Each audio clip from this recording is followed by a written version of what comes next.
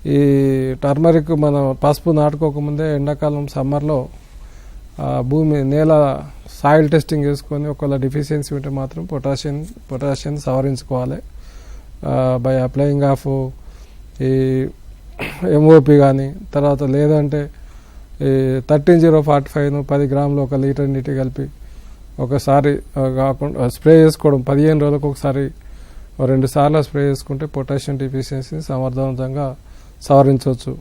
అదేవిధంగా iron deficiency కూడా చాలా ఇంపార్టెంట్. ఒకవేళ ఐరన్ డిఫిషియన్సీ ఉంటే మొక్క లోపల అది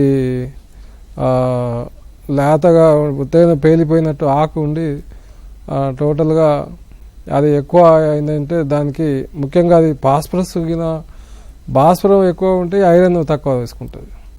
సో దీన్ని ఖచ్చితంగా దీన్ని సరి చేసుకోవాల్సిన అవసరం ఉంటుంది. దీనికోసం అని చెప్పేసి అందవేది లేదా ఫెర్రస్ సల్ఫేట్ అని చెప్పేసి 1 గ్రాము 1 లీటర్ నీటిలో కలిపి ఒక 15 రోజులకు ఒకసారి 2 సార్లు స్ప్రే చేసుకున్నట్టయితే మీ ఐరన్ డిఫిషియన్సీ కూడా అధిగమించవచ్చు.